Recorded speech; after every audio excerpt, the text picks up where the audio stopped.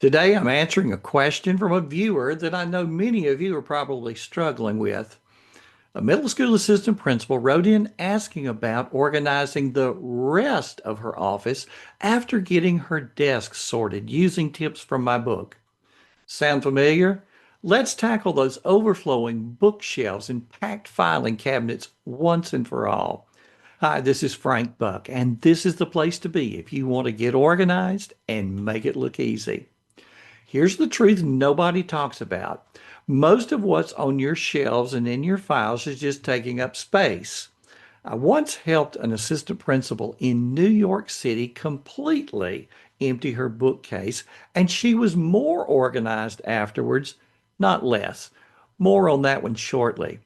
By the end of this episode, you'll have a clear system to reclaim your office space and keep only what truly serves you.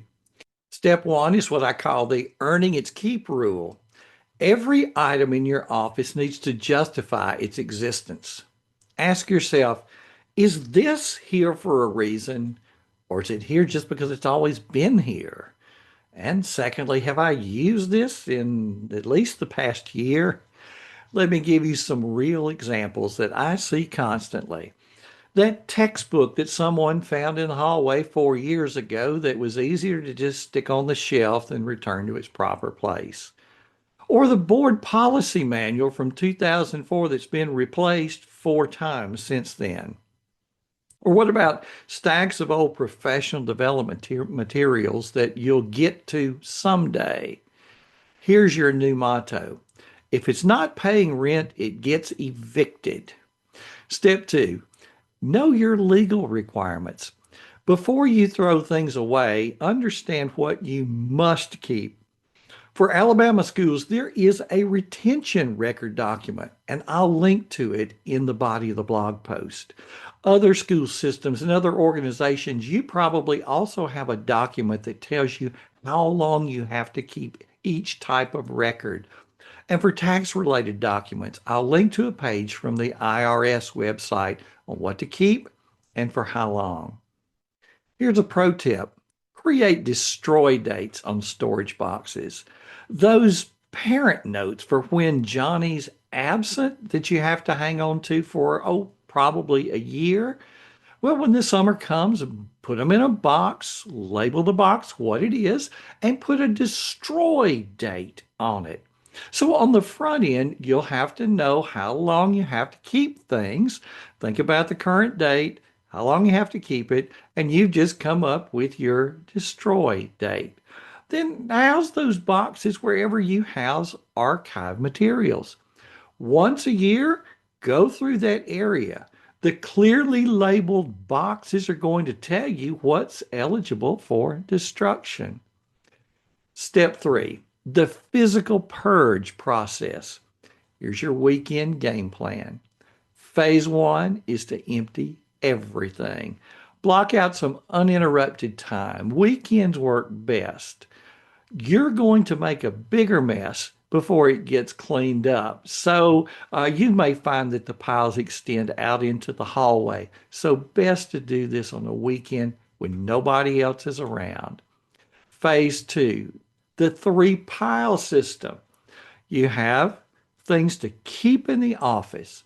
These are things that you're going to be using daily or weekly. If you're not going to use it every week, it doesn't belong in the office.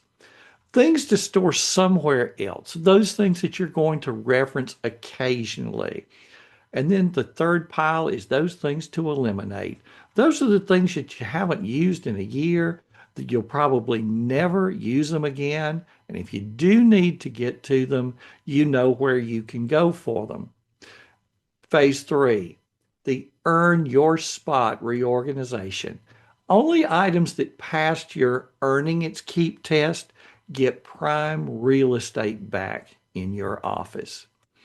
Now let's look at a real success story. I want to return to my trip to New York City, where an assistant principal had asked me to come and spend the day with her. There was paper everywhere, there were things taped to the walls, and there was this one nice bookcase in her office, but it was packed so heavily you couldn't get anything else into it. So as we started to clean up the office, the things that we could really put in the bookcase, no chance. It was already packed. So we started looking at what was in that bookcase to see what was earning its keep. So here were textbooks that really needed to be returned to the textbook storage room. And long story short, by the time we started removing things that needed to be thrown away or put somewhere else, believe it or not, that bookcase was totally empty. Now we had a bookcase that we could actually use for things that she used on a regular basis. So here's your homework for this week. I want you to choose one area, a bookshelf, a filing cabinet. Don't overwhelm yourself, but just pick one thing.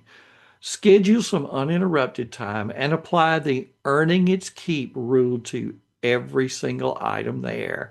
And be sure to research your record retention requirements before discarding anything that looks official. Which area of your office is crying out for this treatment? Drop me a comment or send me an email. I read every single one of them.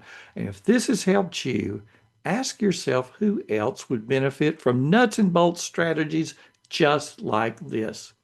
Could you think of 3 people and send them an email with a link to this episode? Come back next week for more. This has been Frank Buck helping you get organized and make it look easy.